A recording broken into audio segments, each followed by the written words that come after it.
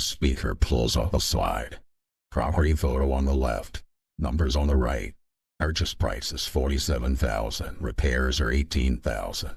ARV is $115,000. The assignment fee $22,000. He walks you through it step by step. Where he found the lead, how he structured the conversation with the seller, why the numbers worked, how the student closed it in 31 days, and somewhere in that walkthrough, maybe around the part where the student netted $22,000, something shifts in the room. People stop crossing their arms. They start leaning forward. Somebody in the third row picks up a pen. You feel it too, because it makes sense. It's not a vague promise. It's a deal with an address, with math that checks out.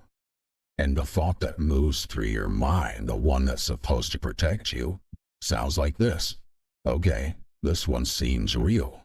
And that reaction is the whole game, because in the seminar business, case studies don't just show you results. They shape what you believe is possible. They shape what you believe the program is worth. And when that shaping works, which it usually does, a weak offer can start looking a whole lot stronger than it actually is. And that's what I want to get into today. Here's the first thing you need to understand. A testimonial feels emotion. A case study feels analytical. And that distinction matters more than most people realize. A testimonial says, "This changed my life." You hear it, you feel something. Maybe you believe it, maybe you don't. A case study says, "Here's the property, here's a lead source, here's the structure, here's what the seller owed. Here's how it closed." Now the buyer isn't being sold with emotion. They feel like they're being shown evidence. And evidence lowers resistance in a completely different way than emotion does. Emotion can be dismissed. You can tell yourself it's hype. But evidence feels objective. It feels like the room just got more serious. It makes the mentor sound more credible. It makes the process sound more real. The problem is that a case study can do all of that. Lower resistance, build credibility, make the process feel real without any of it actually telling you whether the offer is strong. The case study and the offer are two completely different things. And that's a distinction most people miss.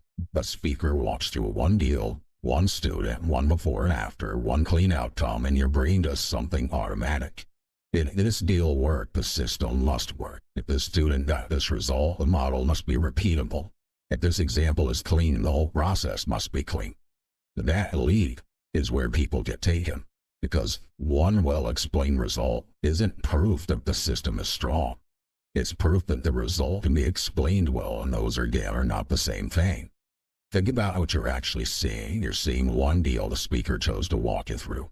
Out of everyone who went through the program, out of everything that happened, out of all the outcomes, fast, slow, profitable, and not.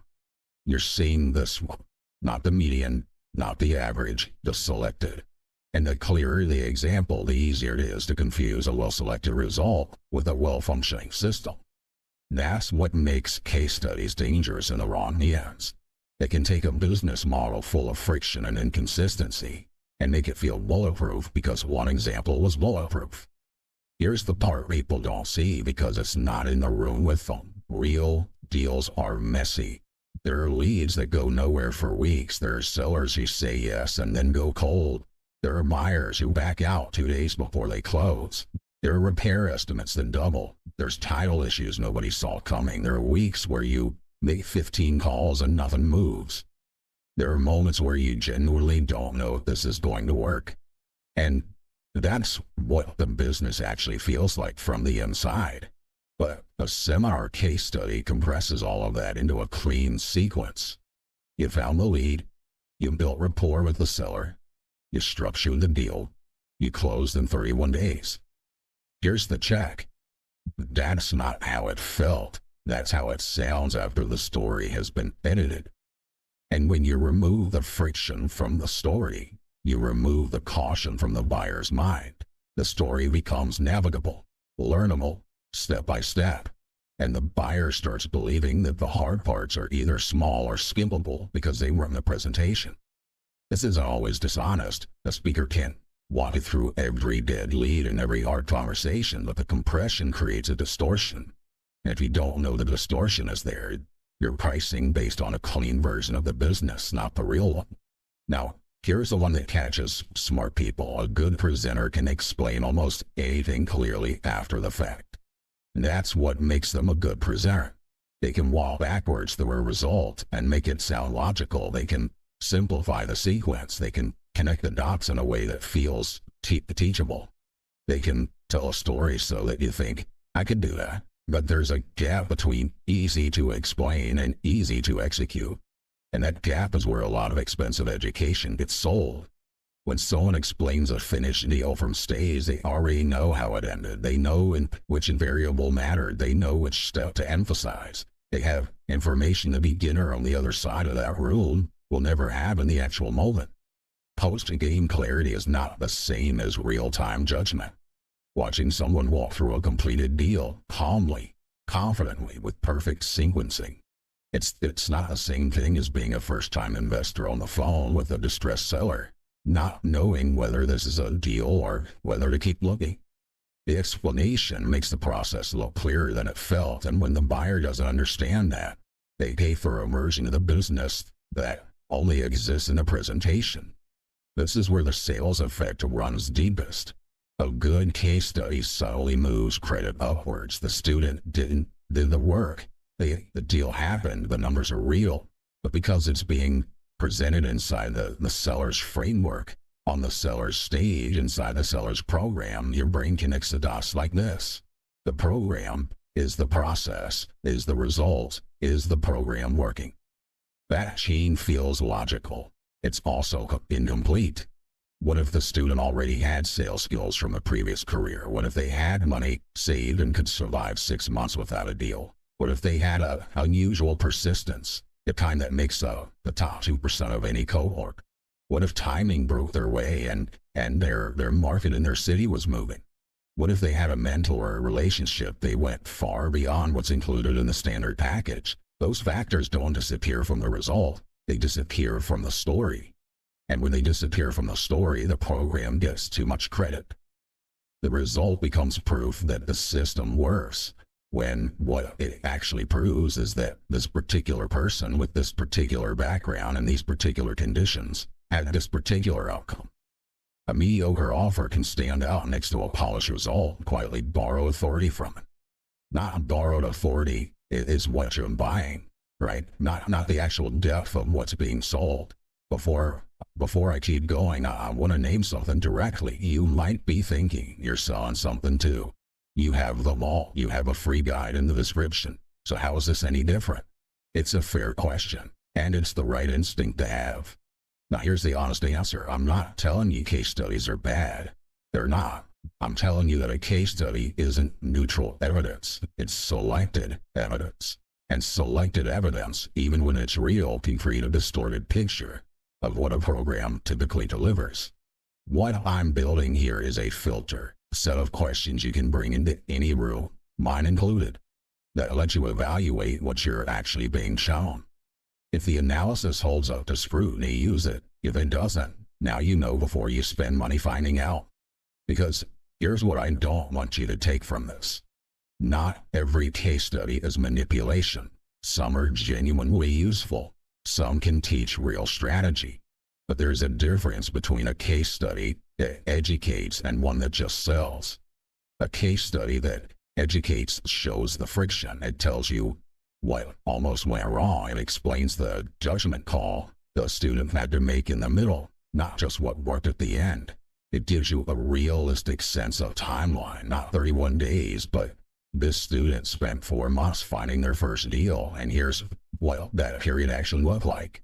It shows you what resources or conditions made the result possible, so you can assess whether you have those same things. A case study that sells shows you the cleanest possible version of the most successful possible student. No friction, no context, just result and implied repeatability. That's the line. Not real versus fake. Honest about the full picture versus optimized for belief. So here's what you actually do with this. Next time someone says, "Let me walk you through the deal," slow down. Don't ask yourself whether the case study is impressive. Don't ask yourself what it's doing to your judgment. Run it through these examples. Who chose this example? The seller picked it. That means you're seeing what they want you to see. Ask what the typical outcome looks like, not the best one. What's been removed? Every case study is a compression. Ask what the hard parts were. If the presenter can't answer that or won't, that tells you something.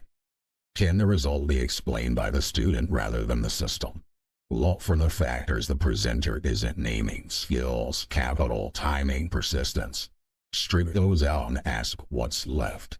If the explanation making the execution feel easier than it is, the more confident and linear the walkthrough, the more you need to slow down, because confidence and hindsight isn't a prediction about your experience going forward. Ask what would a median deal look like, not the highlight, not the top 10%. The person in the middle of the cohort 6 months in, ask for that. A program that's genuinely strong should be able to show you that person too. That's the filter. You're not trying to reject every case study. You're trying to separate the ones that actually teach us something from the ones that are doing persuasion work, dressed up as evidence. The seminar business has spent decades perfecting the case study as a sales tool, and it's effective. Not because people are foolish, but because the format is genuinely persuasive.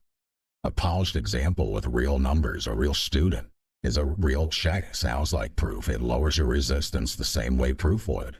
But it's selected proof, compressed proof, proof with friction and the context removed. And a weak offer can borrow a lot of credibility from proof that looks like that.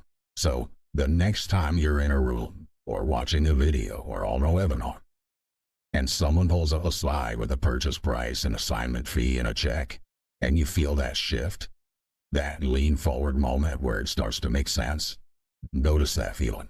Then ask the questions. Because the more polished the example feels, the more important it becomes to find out what's not in the presentation. Now, if you want to go deeper on how belief gets manufactured in these environments, watch the video on the screen right here, Why Success Stories Fool You. That one is the companion to this, and once you've seen both, you'll have a very different experience in the seminar room. And if you want a practical reference you can take with you before you make any decisions, download the free Seminar Survival Guide in the description. It's the filter in written form.